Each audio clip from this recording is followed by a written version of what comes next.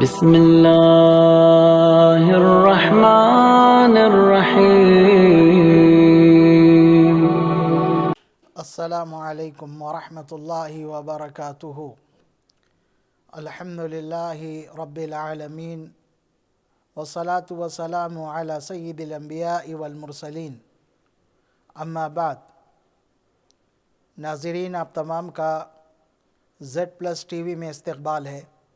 جیسے کہ پچھلے ویڈیو میں نبی اکرم صلی اللہ علیہ وسلم کے تعلق سے بتایا گیا تھا کہ آپ صلی اللہ علیہ وسلم کی رفیق حیات خدیجۃ الکبریٰ رضی اللہ عنہا اور آپ کے حمایتی اور محافظ چچا ابو طالب کا انتقال ہو گیا۔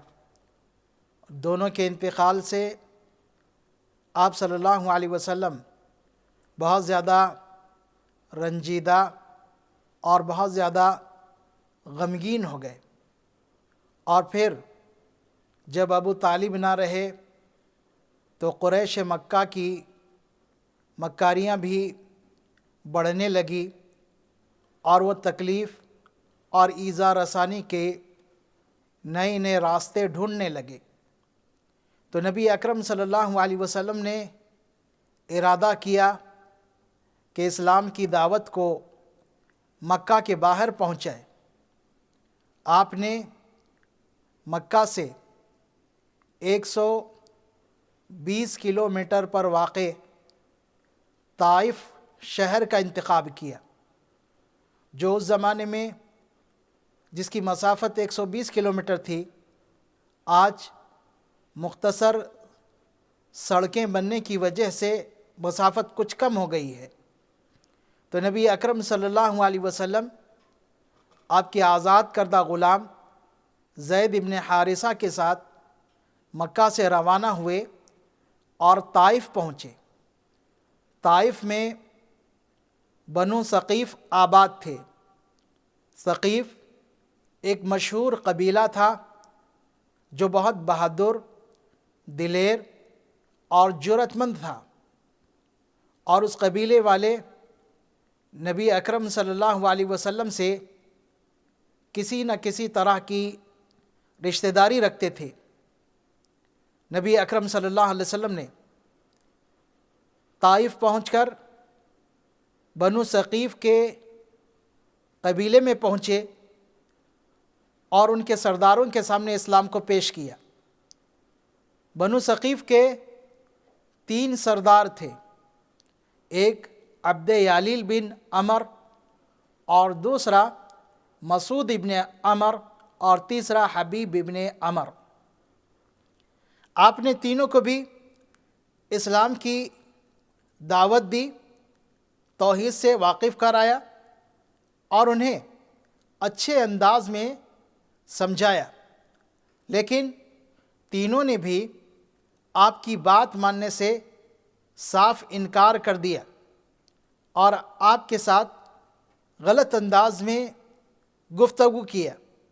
تو نبی اکرم صلی اللہ علیہ وسلم نے ان سے کہا کہ تم نے جو کیا ہے یہ یہیں تک رہنے دیں، تمہاری قوم کو معلوم نہ ہو۔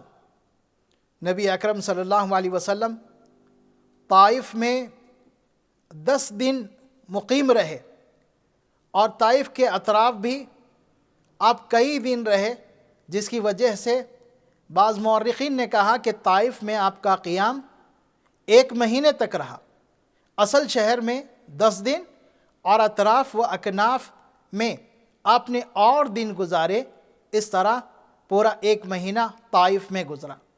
نبی اکرم صلی اللہ علیہ وسلم طائف کے بازاروں میں لوگوں کو اسلام کی دعوت دینے لگے۔ یہ تینوں سردار اوباشوں کو ورغلائے اور آپ صلی اللہ علیہ وسلم کے پیچھے لگا دیے۔ زید ابن حارثہ کہتے ہیں کہ اوباش قسم کے لوگ 2 قطار میں کھڑے ہو گئے، 2 صف میں کھڑے ہو گئے، اور جب میں اور اللہ کے رسول صلی اللہ علیہ وسلم کا گزر وہاں سے ہو رہا تو وہ پتھر برسانے لگے۔ میں نبی اکرم صلی اللہ علیہ وسلم کو پتھر سے بچانے کی کوشش کرتا۔ زید بن حارثہ نبی اکرم صلی اللہ علیہ وسلم کو پتھر سے بچانے کی کوشش میں خود کئی پتھر اپنے سر اور اپنے جسم پر کھائے۔ نبی اکرم صلی اللہ علیہ وسلم کو کئی پتھر لگے، بلکہ اتنی کثرت سے پتھر لگے کہ آپ کے ایڑیوں سے خون نکلنے لگا اور وہ خون آپ کی جوتیوں میں جم گیا۔ زید بن حارثہ کہتے ہیں کہ نبی اکرم صلی اللہ علیہ وسلم پر غشی طاری ہو گئی، میں آپ کو کندھے پر اٹھا کر وہاں سے بڑی مشکل سے نکلا۔ وہاں سے نکلنے پر میں نے طائف سے 6 میل کے فاصلے پر ربیعہ کے بیٹوں کا باغ تھا، اس باغ میں گیا، عتبہ اور شیبہ کا باغ جو ربیعہ کے بیٹے تھے۔ وہاں پر ایک انگور کی بیل کے نیچے نبی اکرم صلی اللہ علیہ وسلم آرام کرنے لگے۔ وہاں پر آپ نے اللہ رب العالمین سے دعا کی۔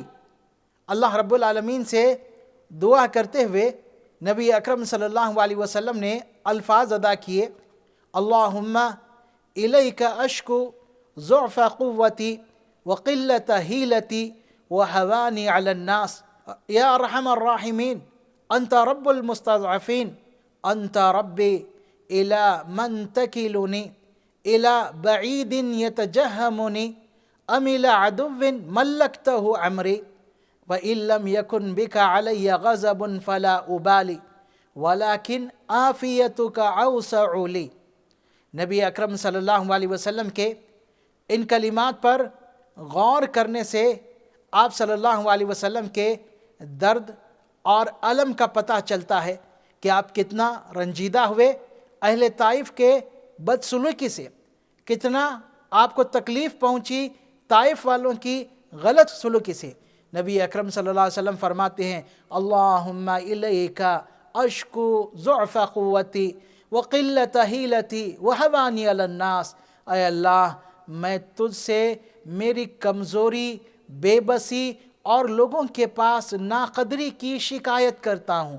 اے اللہ تو سارے جہانوں کا رب ہے، تو ارحم الراحمین ہے، تو کمزوروں کا رب ہے، میرا رب ہے، کمزوروں کا بھی رب ہے، میرا رب ہے۔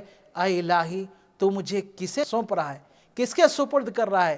کسی ایسے اجنبی کے جو بہت زیادہ سخت ہو، یا کسی ایسے دشمن کے جس کو میرے معاملے کا مالک بنا دیا ہو۔ اے اللہ ان سب باتوں کے باوجود اگر تیرا غضب مجھ پر نہیں ہے تو مجھے کوئی پرواہ نہیں، لیکن تیری عافیت یہ میرے لیے بڑی وسعت والی چیز ہے۔ نبی اکرم صلی اللہ علیہ وسلم کے بہت ہی دردناک الفاظ آپ کی زبان سے نکلیں۔ انگور کی بیل کے نیچے آپ کچھ دیر آرام کر رہے ہیں تو عتبہ اور شیبہ نے دیکھا، خاندانی غیرت اور حمیت جاگ اٹھی، تو دونوں نے اپنے غلام کو بلایا جس کا نام عداس تھا، نصرانی تھا، اور اسے ایک انگور کا خوشہ دیا اور کہا کہ لے جا کے انہیں دے آنا۔ عداس جب انگور کا خوشہ نبی اکرم صلی اللہ علیہ وسلم کو پیش کیا تو نبی محترم صلی اللہ علیہ وسلم نے بسم اللہ کہہ کر وہ خوشہ لیا۔ عداس نے کہا کہ آپ نے جو کلمات کہے ہیں یہ کلمات اس علاقے والے لوگ تو نہیں کہتے۔ تو نبی اکرم صلی اللہ علیہ وسلم نے فرمایا کہ تم کس علاقے کے ہو؟ تو عداس نے کہا کہ میں نینوا کا رہنے والا ہوں۔ نبی اکرم صلی اللہ علیہ وسلم نے فرمایا نینوا یونس ابن متہ کی بستی ہے۔ تو عداس نے کہا کہ آپ یونس ابن متہ کو کیسے پہچانتے ہو؟ تو نبی اکرم صلی اللہ علیہ وسلم نے فرمایا وہ میرے معزز بھائی اور معزز نبی تھے۔ عداس نبی اکرم صلی اللہ علیہ وسلم پر جھک گیا اور آپ کے ہاتھ چومنے لگا۔ جب عتبہ اور شیبہ نے دیکھا عداس کو اس طرح کرتے ہوئے تو وہ لوگ آپس میں بولنے لگے کہ عداس بھی محمد کا گرویدہ ہو گیا۔ جب وہ ان دونوں کے پاس پہنچا تو ان دونوں نے اسے ڈانٹا اور کہا کہ تم یہ کیا کر رہے ہو؟ تو اس نے کہا کہ آقا کہ اس شخص نے ایک ایسی بات کہی جو میرے علاوہ کوئی نہیں جانتا، ایک ایسی بات کہی جو نبی ہی کہہ سکتا ہے، یہاں پر اس علاقے میں میرے علاوہ کوئی نہیں جانتا، لیکن وہ کوئی نبی ہی کہہ سکتا ہے۔ تو اس کے بعد ان دونوں نے عداس کو ڈانٹا اور خاموش رہنے کے لیے کہا۔ اس کے بعد نبی اکرم صلی اللہ علیہ وسلم وہاں سے روانہ ہوئے، اور روانہ ہونے کے بعد آپ قرن الثعالب پہنچے۔ قرن الثعالب یہ مکہ اور طائف کے درمیان کا علاقہ۔ نبی اکرم صلی اللہ علیہ وسلم نے وہاں پہنچنے کے بعد کچھ دیر کے لیے آپ رکے، تو آپ صلی اللہ علیہ وسلم کہتے ہیں کہ ایک بادل مجھ پر سایہ کرنے لگا، میں نے غور سے دیکھا، اس میں جبریل تھے۔ جبریل نے کہا کہ اے محمد صلی اللہ علیہ وسلم، میں جبریل ہوں اور میرے ساتھ ملک الجبال پہاڑوں کا فرشتہ ہے۔ بخاری کی حدیث ہے، حضرت عائشہ رضی اللہ تعالی عنہ نبی اکرم صلی اللہ علیہ وسلم سے غزوہ احد کے بعد سوال کرتی ہے۔ غزوہ احد میں نبی اکرم صلی اللہ علیہ وسلم کے دندان مبارک شہید ہو گئے اور بہت سارے مسائل ہوئے، آپ زخمی ہو گئے، تو حضرت عائشہ رضی اللہ تعالیٰ عنہ نبی اکرم صلی اللہ علیہ وسلم سے سوال کرتی ہے کہ اللہ کے رسول، کیا احد سے بھی زیادہ سنگین دن آپ کی زندگی میں کوئی آیا ہے؟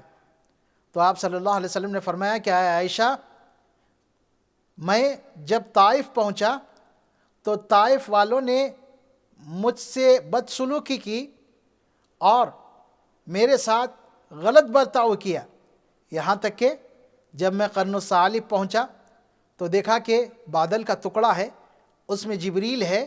جبریل نے مجھ سے کہا کہ اے محمد، تمہاری قوم نے تمہیں کیا جواب دیا؟